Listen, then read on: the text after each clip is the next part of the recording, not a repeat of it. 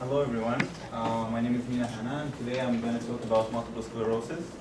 I'll give you some background information because the disease affects the central nervous system, so it's a good idea to take a look at it. Multiple sclerosis affects basically the brain, the optic nerves, and the spinal cord.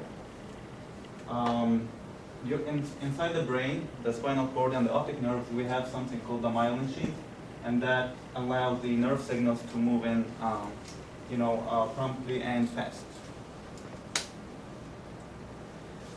So, what is multiple sclerosis? Normally, we have the myelin sheath in a good shape like that, but what happens in multiple sclerosis is that degeneration to the myelin happens, and eventually damage happens to the nerves themselves. And what causes this degeneration of the myelin is some mistaken attacks from the immune system. Some other causes, they haven't came to a specific reason that causes the multiple sclerosis, but we have 4 suggested hypotheses. The first one is the immune response, and what happens is the T cells attacks the Schwann cells, which produces the myelin sheath. We have some environmental factors like demographics, where you live, your ethnicity and stuff like that. Under the environmental factors, they suggest that people who live in tropical countries, like hot weather, exposed more to the sun, are less likely to get the disease. However, in cold countries and cold weather, the likelihood of getting the disease is higher. Viral infections and bacterial infections are thought to trigger MS. And although it's not hereditary, but if you have somebody close in your family that has multiple sclerosis, your chances are a little bit higher to get it. Okay, multiple sclerosis affects middle-aged adults, 20 to 50 years old. Women are like in a ratio 3 to 2, not that significant. It also affects young children. Under the age of 18, we have about 8 to 10,000 cases in the U.S. 400,000 cases already existed, with about 12,000 to 15,000 new cases every year.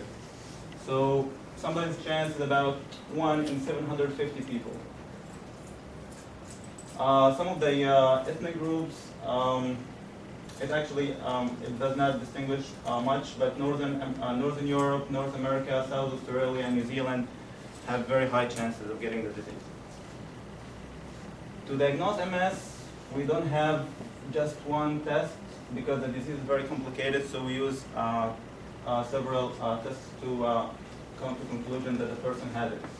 So we have MRIs, we have the EVP, which is a visual evoked potential, and we have cerebrospinal analysis and blood tests. We have 4 major types: primary progressive, secondary progressive, relapsing remitting, and progressive relapsing. And we also have the pediatric MS, which affects children. A lot of signs and symptoms are involved with MS, such as fatigue, numbness, gait problems, bladder dysfunction, bowel dysfunction. We have dizziness, sexual dysfunction, emotional changes, depression. Some of the less common symptoms are seizures and tremors, and respiration problems. Can physical therapy help? Of course, yes. And what we do is maintain the function and improve the patient's ability to enhance their life and reduce their pain and fatigue. We do some gait training. We do some energy conservation training. We have a lot of exercises such as stretching, range of motion, endurance, muscle strengthening, balance, electrokinetic stimulation, and assistive devices such as walkers, canes, wheelchairs. We could also install some railing in the bathroom, some chairs in the bathroom. The prognosis of MS, we don't have a cure. A patient would normally live about 30 years or longer, but they also can die as short as a few months. The people who have better prognosis are females, early stage onset patients, patients with relapsing diseases, and patients with visual impairment as the first symptom. And that was all. Thanks so much.